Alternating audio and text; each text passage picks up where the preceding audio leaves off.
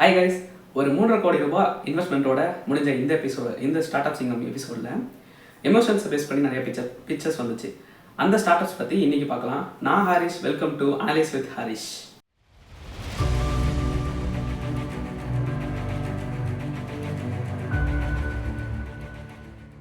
ரேகா டண்டே அப்படிங்கிறவங்க 2018 Feisty Tails அப்படிங்கிற restaurant start பண்ணுறாங்க.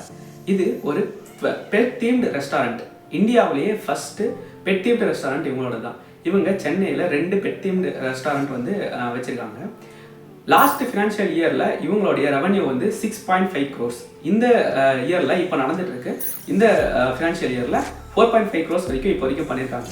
பிஸ்னஸ் பெர்ஸ்பெக்டிவ்ல ஃபினான்ஷியல் இயர் அப்படிங்கிறது என்னன்னா, April 1 மார்ச் 31 அவங்க என்ன ரெவன்யூ மேக் பண்ணுறாங்களோ அதை வந்து ரிப்போர்ட் பண்ணுவாங்க. அதை தான் வந்து ஃபினான்ஷியல் இயர்னு சொல்லுவோம். இந்த கம்பெனியை பார்த்தீங்கன்னா இது ஒரு பெட் தீம்டு ரெஸ்டாரண்ட். இவங்களுடைய டார்கெட் ஆடியன்ஸ் எப்படி இருப்பாங்க அப்படின்னா, ஒரு ப்ரீமியம் ரேஞ்சு கஸ்டமர்ஸாக தான் இருப்பாங்க. ஸோ இதை வந்து ஸ்கேல் பண்ணுறதுங்கிறது வந்து முடியும், ஆனால் ரொம்ப ஸ்கேல் பண்ணிட முடியாது. ரொம்ப மேஜர் சிட்டிஸில் மட்டும்தான் இவங்களுடைய ரெஸ்டாரண்ட் வந்து ஓப்பன் பண்ண முடியும். அங்கே மட்டும்தான் இதோட ஸ்கேலபிலிட்டி இருக்கும். இதில் ஒரு பிரச்சனை என்னன்னா, இவங்களுக்கு வந்து எக்ஸ்பென்சஸ் அப்படிங்கிறது வந்து 2 விஷயமா வரும். ஒன்று வந்து ரெஸ்டாரண்ட் மெயின்டெனன்ஸ் அந்த மாதிரி எக்ஸ்பென்சஸும், அஸ் வெல் அஸ் இந்த பெட்ஸோட எக்ஸ்பென்சஸும் சேர்ந்து வரும்.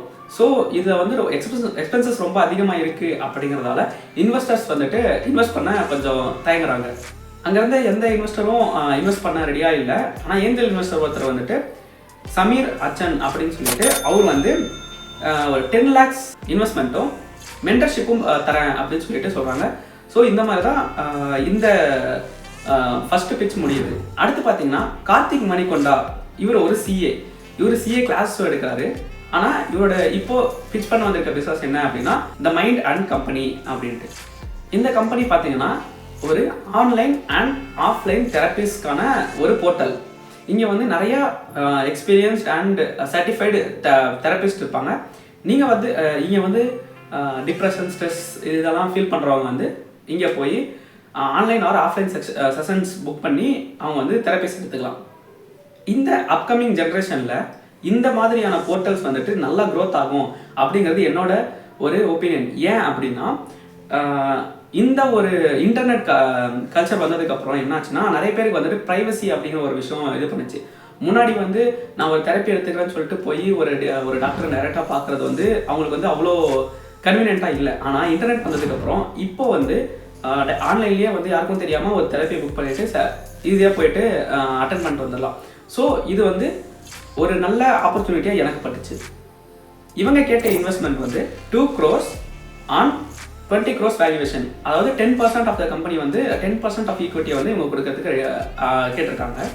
யூஏஇ தமிழ் ஏஞ்சல்ஸோட அலெக்ஸ் பவன் வந்து என்ன சொல்கிறாருனாக்கா, இங்கே டெக் வந்து ரொம்ப யூஸ் பண்ணாதான் இங்கே வந்து உங்கள் பிஸ்னஸ் வந்து நல்லா ஸ்கேல் பண்ண முடியும்.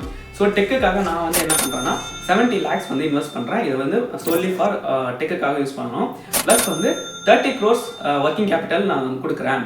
ஆனால் இங்கே ஒரே ஒரு விஷயம் என்னென்னா 20 crores வேல்யூவேஷன். 20 crores வேல்யூவேஷன் வந்து ரொம்ப அதிகமாக இருக்குது. நான் வந்து 15 crores வேல்யூவேஷன் எனக்கு ஓகே அப்படின்னு சொல்கிறாங்க.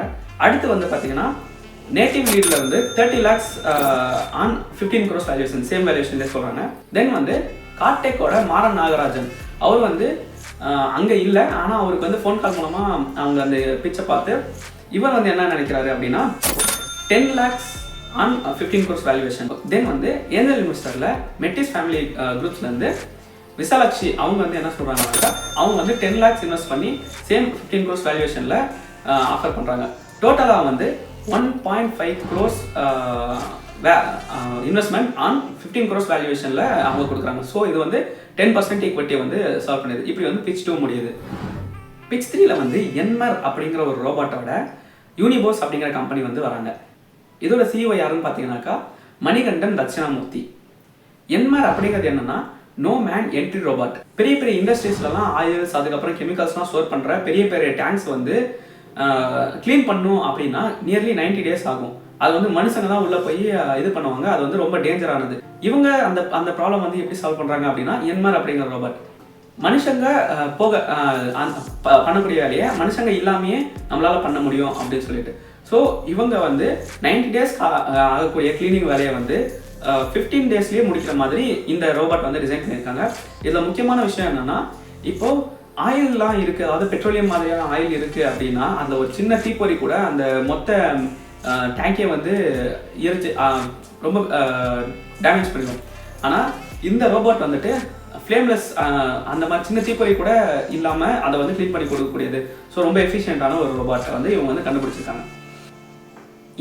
இந்த ரோபோட் பார்த்தீங்க அப்படின்னா இது வந்து ரொம்ப காஸ்ட் எஃபெக்டிவ், அதே மாதிரி ஹியூமன் இன்ட்ராக்ஷன் இல்லாததால் எல்லாரும் வந்து அடாப்ட் பண்ணிப்பாங்க அப்படிங்கிறது என்னோட ஒப்பீனியன். ஸோ இது வந்து ஃப்யூச்சரில் ரொம்ப க்ரோத்துக்கு கொடுக்கக்கூடிய ஒரு கம்பெனி அப்படின்னு சொல்லிட்டு நான் எக்ஸ்பெக்ட் பண்ணுறேன். ஆண்டர்பிரினர்ஸ் என்ன சொல்கிறாங்க அப்படின்னா, நாங்கள் வந்து 5 crores investment on 30 crores valuation, இதில் வந்து ரொம்ப ஹியூஜான பிஸ்னஸ் இருக்குது அப்படின்னு சொல்கிறாங்க. ஸோ இந்த பிஸ்னஸ் வந்து மெட்டிஸ் ஃபேமிலியில் வந்து 25 lakhs இன்வெஸ்ட்மெண்ட்டும், நேட்டிவ் லேட்டில் வந்து 50 lakhs இன்வெஸ்ட்மெண்ட்டும், தென் இது வரைக்கும் IN44 அந்த கம்பெனி வந்து ரொம்ப யோசிச்சு தான் பண்ணுவாங்க. ஆனால் இந்த கம்பெனியில் வந்து 75 lakhs இன்வெஸ்ட்மெண்ட்டும், ஜீட்டோஜிஸ்ல வந்து 25 lakhs இன்வெஸ்ட்மெண்ட்டும், அதுக்கப்புறம் ஏஞ்சல் இன்வெஸ்டர் வந்து ஃபைசல் அப்படின்னு சொல்லிட்டு இவர் வந்து சக்ஸஸ் மென்ஸ்வேர் அப்படின்னு சொல்லிட்டு ஒரு கம்பெனி வச்சிருக்காரு. இவர் 10 lakhsம் ஆஃபர் பண்ணுறாங்க. இந்த கம்பெனியில் பொட்டன்ஷியல் இருக்குது அப்படிங்கிறதால டோட்டலாக 1.85 crores ஆன் 30 crore வேல்யூவேஷனில் இவங்க வந்து ஆஃபர் பண்ணுறாங்க. யூனிவர்ஸ் கம்பெனியோட ஆண்டர்பிரினர்ஸ் என்ன சொல்கிறாங்கன்னாக்கா, ஓகே 1.85 crores நாங்கள் 5 crores எதிர்பார்த்து வந்தோம், பட் 1.85 crores இஸ் ஃபைன் அப்படின்னு சொல்லிட்டு ஏற்றுக்கிறாங்க. இதில் வந்து 6.16% ஈக்விட்டி வந்து கொடுக்குறாங்க. ஓவராலாக ஒரு கம்பெனி அப்படிங்கிறது எடுத்துக்கிட்டோம் அப்படின்னா இதில் வந்து ஸ்கேலபிலிட்டியை தான் வந்து இன்வெஸ்டர்ஸ் வந்து ரொம்ப பார்க்குறாங்க. எந்த அளவுக்கு நம்மளால் இதை வந்து பெருசாக கொண்டு போக முடியும் அப்படிங்கிறது, அப்போ தான் நம்மளுக்கு வந்து ரிட்டர்ன்ஸ் நல்லா வரும்ன்ட்டு. ஸோ நம்ம ஒரு பிஸ்னஸ் ஸ்டார்ட் பண்ணுறோன்னா ஸ்கேலபிலிட்டியை வந்து ரொம்ப நோட் பண்ணி பிஸ்னஸை வந்து டெவலப் பண்ணணும் அப்படிங்கிறது வந்து ஸ்டார்ட் பண்ணணும் அப்படிங்கிறது வந்து என்னோட ஒப்பீனியன். ஸோ இந்த ஐடியாவோட நான் இந்த எபிசோட முடிச்சுக்கிறேன். Bye guys.